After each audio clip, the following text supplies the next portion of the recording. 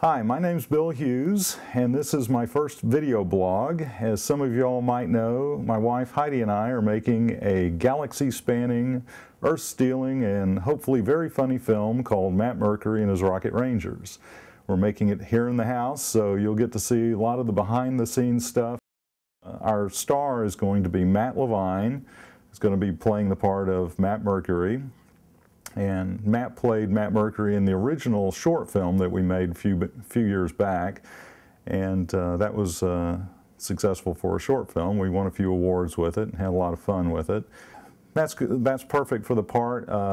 Most people probably know Matt from his heart-wrenching rendition of Dead Guy in a Hall on Star Trek Enterprise. Sophia Martinez, who's going to be playing Mulchris Dunner, half cat, half alien, half evil girlfriend of Matt Mercury. She played our lead role in The Color of Blood, a horror film we made a few years back, and apparently that was not such a bad experience for her, so we talked her into doing Matt Mercury. We've got Rock Living playing the irascible and often shirtless Captain Jet Lightning. We've got Lauren Marie, who is going to be playing the acerbic and spunky Sparks McCoy, who's the sidekick of Matt Mercury. We've got Brandon Thomas, who's going to be playing the young Rocket Ranger, Mike Metro. A lot of alliteration. It's going to be kind of tough for me to go down the list of these names. We've also got, rounding out our cast, none other than Rick Corrigan, who plays the science officer of the ship, Dr. Ernst Cypher. Rick is a Canadian-born actor with great appeal to those up northern audiences, and pugs as well. Hell, Rambo will be playing the part of the Pug Squadron leader. Rambo is the name of our pug. Isn't that right, Rambo? So anyway, without further ado, I'm going to try to show you a few props and a few other things, and hopefully entertain you beyond your wildest imagination. Come on, Rambo. Let's go to the art department. And lucky for us, the art department is only 2 steps away. So, let's see here. What do we got to show? We've got footage on our editing setup. And, excuse me, Rambo. And let's see, this is where we basically, or I do all the initial drawings and renderings and things like that. You know, we do drawings of our characters and designs, and I get them approved by the production department, which is my wife Heidi. And we go out and we make solid prop pieces. This, if you notice, is one of our big rockets. This is going to be the battleship of Jet Lightning, the Valkyrie, I think is what we're going to call it.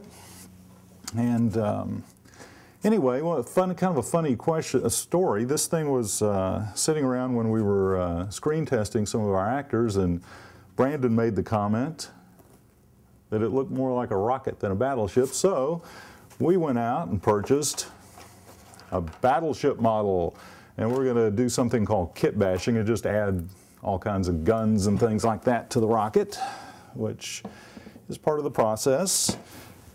Here is a finished product, prop. This is Matt Mercury's ray gun, Stratoblaster 4000B, I think. We do storyboards, kind of give these storyboards actually to the fellows that do our CGI. Roger Hunter right now is working on CGI pieces for us. So that's how I communicate with him.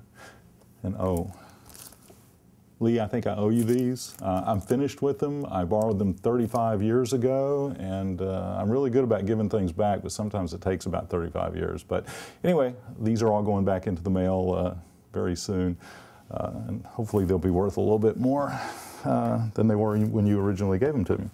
So anyway, on to the workroom. I realized that last scene was kind of tough because I had a bar in front of my face the whole time, but you know, it's behind the scenes and what the heck. Just doing what I can as quickly as I can and off to the workroom. I have to tell you, this room is also going to be our green screen studio for close-ups and second unit, I guess I call it second unit, all the spaceship shots and green screen effect shots and things like that. But you have to pardon the mess right now because it is a workroom, and a messy workroom at that.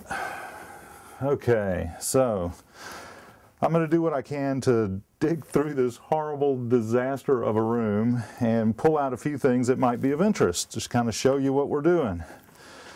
Pay no attention to the larger and non-licensed robot character. Here is our mask for Lord Velcro, Lord Velcro, who is a man made out of lava and has to wear this horrible helmet to keep himself from burning all his crewmates. But anyways, you can see it's got a lot of doodads on it, and it will be extremely painful for whoever wears it, which will probably be me for most of the shots, because I'm trying to be a nice guy and not kill too many people. This is going to be Lord Velcro's work suit. Lord Velcro is actually a engineer, not an evil engineer, but just an evil-looking engineer.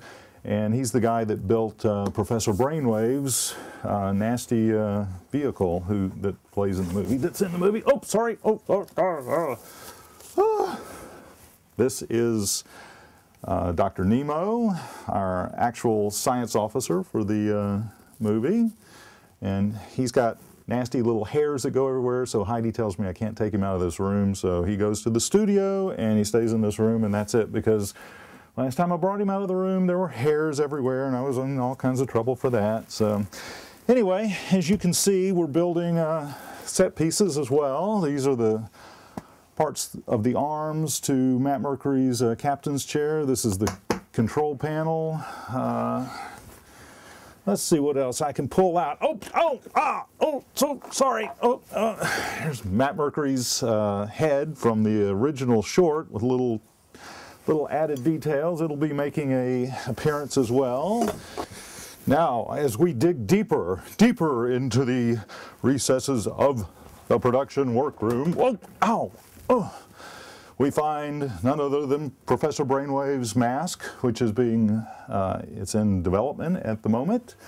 Here's his evil sidekick's Klaxon Warrior mask, which again is in production at the moment.